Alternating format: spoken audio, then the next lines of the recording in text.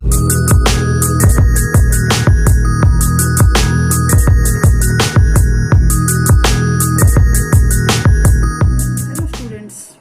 आप लोगों को पिछले वीडियो में इकोनॉमिक्स की डेफिनेशंस में इकोनॉमिक्स के इम्पोर्टेंस या वैल्यूज़ और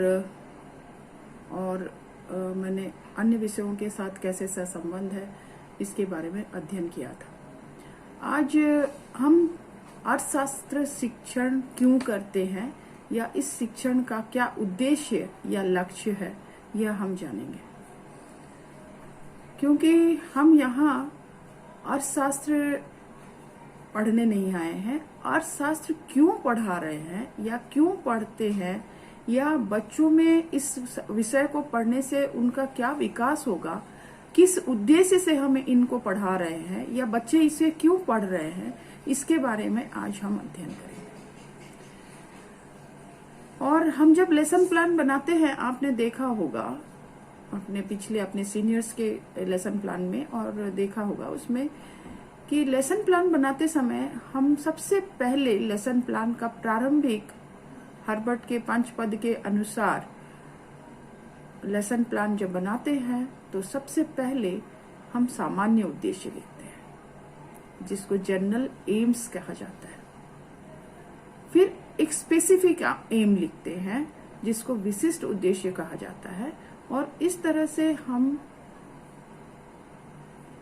कोई भी पाठ पढ़ाने से पहले उस पाठ को क्यों पढ़ा जा रहा है या उस विषय को क्यों पढ़ा जा रहा है, उस विषय को पढ़ने से बच्चों में क्या विकास होगा, किस तरह का विकास होगा, क्या लाभ बच्चों को होगा, उसमें क्या हम डेवलपमेंट कर सकते हैं, बच्चों में किस प्रकार का डेवलपमेंट कर सकते हैं, ये हमारे प्लान में हम पहले ही मानसिक रूप से तैयार हो जाते हैं।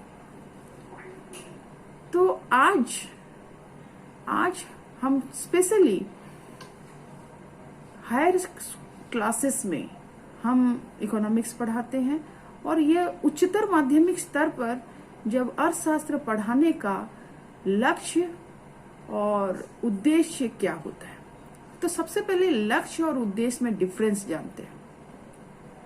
उसके बाद लक्ष्य के अर्थ को समझेंगे और उद्देश्य के अर्थ को समझेंगे।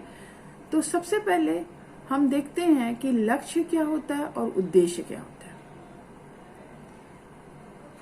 हम जानते हैं कि लक्ष्य उस विषय को क्यों पढ़ाया जा रहा है, जिसको एम्स एंड ऑब्जेक्टिव्स कहा जाता है। और ये क्वेश्चन बहुत आता है कि what is the difference between AIIMS and objectives. तो आप सबसे पहले एम्स क्या है और ऑब्जेक्टिव्स क्या है। एक एम्स जो समाज, पूरी सोसाइटी उस पर उत्तरदायी होती है, उस बालक में किस प्रकार का विकास हो, तो उस लिए हम इसका क्षेत्र कह सकते हैं।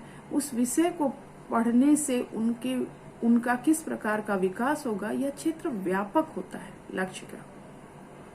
जबकि उद्देश्य होता है हम उस विषय में कोई सब्जेक्ट, कोई टॉपिक हम पढ़ रहे हैं, उस टॉपिक को पढ़ने से, उस विशेष टॉपिक को पढ़ने से, प्रकरण को पढ़ने से उस बच्चे के, उस शिक्षार्थी में किस प्रकार का विकास होगा, तो यह क्षेत्र क्या होगी, सीमित हो गई।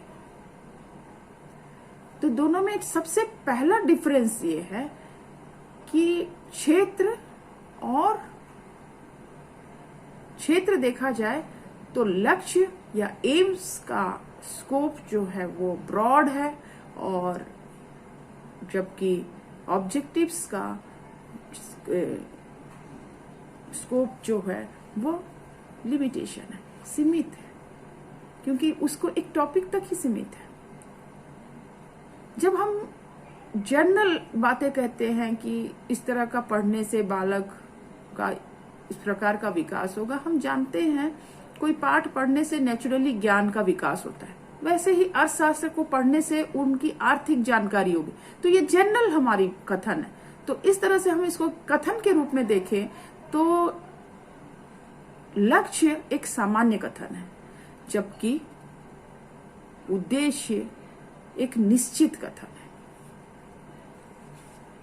इस तरह से हम यदि लक्ष्य की प्राप्ति के लिए देखते हैं तो लक्ष्य की प्राप्ति के लिए संपूर्ण विद्यालय, कार्यक्रम, समाज तथा राष्ट्र सभी उत्तरदायी होते हैं, जबकि उद्देश्य या ऑब्जेक्टिव्स ये की छोटी छोटी धारणाएं, छोटी छोटी शाखाएं।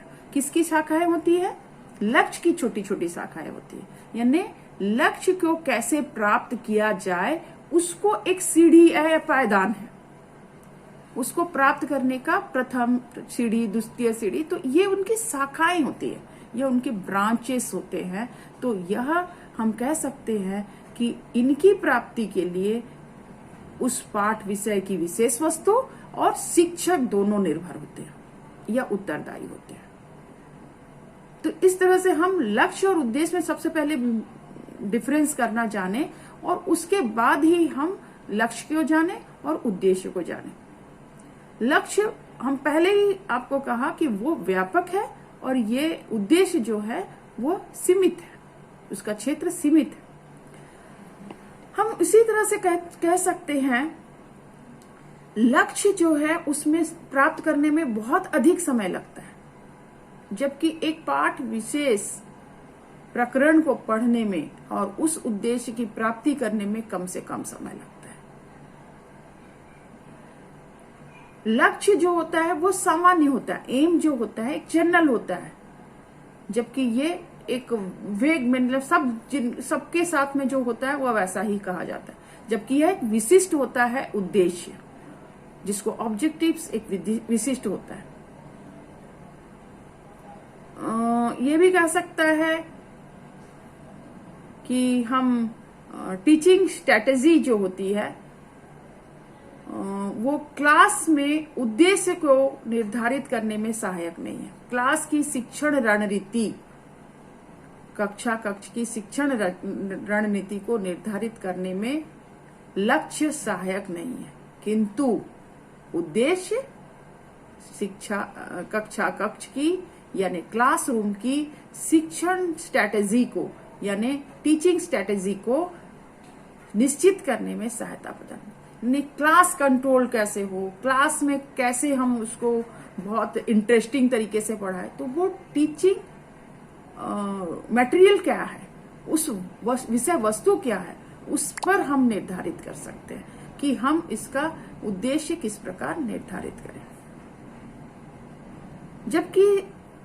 जबकि हम लक्ष्य में हम देख सकते हैं सीखने वाला या लर्नर को स्पष्ट शिक्षा निर्देश नहीं प्रदान करता है, जबकि उद्देश्य लर्नर को एक निश्चित एवं स्पष्ट निर्देश प्रदान करता है। यह भी कहा जा सकता है कि लक्ष्य में आदर्शवादिता होती है, अतः इसे पूर्ण रूप से प्राप्त करना संभव नहीं है। लक्ष्य यानी आपका एम्स, इसकी प्राप्ति तभी हो सकती है और या हो भी सकती है या ना भी हो सकती है, क्योंकि लक्ष्य को प्राप्त करने में एक जनरल बातें बताई जा सकती है कि हाँ इसको पढ़ने से विकास होगा, किंतु उस पार्ट पर्टिकुलर विषय वस्तु को पढ़ाने से उस बालक में क्या विकास होगा, क्या उसमें डेवलपमेंट होंगे, वो हम एक निश्चित तौर पर कह सकते हैं, यानी इसकी उद्देश्य की प्राप्ति संभव है, जबकि लक्ष्य की प्राप्ति संभव है भी या नहीं भी। दूसरे शब्दों में हम कह सकते हैं या उद्देश्य की प्राप्ति प्राप्तनीय हो सकती है, प्राप्ति हो सकती है और उसमें होने की संभावनाएं होती है।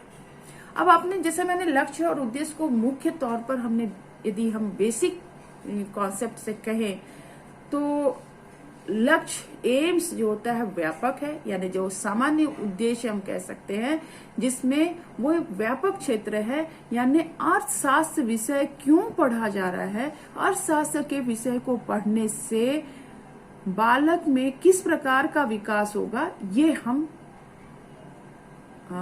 लक्ष्य में बताते, सामान्य उद्देश्य हमने इस तरह से, यानी हमारे समाज राष्ट्र की उन्नति क्या किस प्रकार से करेंगे इस अर्थशास्त्र को पढ़ाने से, जबकि उद्देश्य उस टॉपिक को हम क्यों पढ़ा रहे हैं या उस प्रकरण को हम क्यों पढ़ा रहे हैं, उस प्रकरण के उस पाठ को, उस एक पाठ को, एक भाग को हम क्यों पढ़ा रहे हैं, इससे उस बालक में किस प्रकार का विकास होगा, यानी हम इस छोटा छोटा खंड, यानी हम कह सकते हैं उद्देश्य को प्राप्त करने के लिए लक्ष्य की छोटे छोटे पायदान को प्राप्त करके ही लक्ष्य की जो अंतिम कड़ी है उसको प्राप्त किया जा सकता है। तो नहीं, यानी उद्देश्य छोटा है, लक्ष्य बड़ा है। उद्देश्य, छोटे छोटे उद्देश्यों को प्राप्त करके हम एक बड़ा लक्ष्य प्राप्त कर सकते हैं। यानी हम इस लक्ष्य को प्राप्त करने के लिए इनकी छोटी छोटी शाखाएं, जिसको छोटे छोटे टॉपिक्स के द्वारा हम पढ़कर उस अर्थशास्त्र के विषय को पढ़ने से क्या लाभान्वित होंगे वो हमें प्राप्त किया जा सकता है। यानी हम कह सकते हैं एक छोटे शब्द में, एक छोटी माने सारांश के रूप में हम कह सकते हैं कि उद्देश्य लक्ष्य का एक मूल मंत्र है, यानी या उद्देश्य को प्राप्त करने के लिए लक्ष्य को प्राप्त करना आवश्यक है, किंतु लक्ष्य को प्राप्त करते समय लक्ष्य को प्राप्त करते समय उद्देश्य को प्राप्त करना आवश्यक है। यानी लक्ष्य बड़ा व्यापक है और उद्देश्य उसके छोटे छोटे शाखा है। इस तरह से मैंने एक बेसिक कॉन्सेप्ट आज मैं लक्ष्य और उद्देश्य के बारे में बताया। मैं अगले वीडियो में आपको लक्ष्य एक उच्चतर माध्यमिक स्तर पर किस प्रकार से हम लक्ष्य को प्राप्त करेंगे या लक्ष्य क्या क्या लक्ष्य हो सकते हैं वो हम अगले वीडियो में देखेंगे। और ये मेन एक ऐसा टॉपिक है जो कि आपके कह सकते हैं अर्थशास्त्र शिक्षण का मुख्य उद्देश्य ही हम इसी टॉपिक से हम कह सकते हैं। ये सार है कि हम इस अर्थशास्त्र शिक्षण क्यों करते हैं। आप जो बीएड में जो टीचिंग जो ट्रेनिंग ले रहे हैं उसका मुख्य जो सार यही है कि उद्देश्य हमको सबसे पहले निर्धारित करना है और उद्देश्य को प्राप्त करने के लिए हमको लक्ष्य को प्राप्त करने के लिए उद्देश्य को प्राप्त करना जरूरी है। यानी एम्स को प्राप्त करने के लिए ऑब्जेक्टिव्स के सीढ़ी को प्राप्त चढ़ते चढ़ते ही हम एम्स को प्राप्त कर सकते हैं। तो थैंक यू। अगले वीडियो में आपको मैंने आगे बताऊंगी, तो इसको बड़ी ध्यान से ये टॉपिक को आप पढ़िएगा, क्योंकि यही आपका जब लेसन प्लान बनाएंगे तब यह आपको काम में आएगा। Thank you.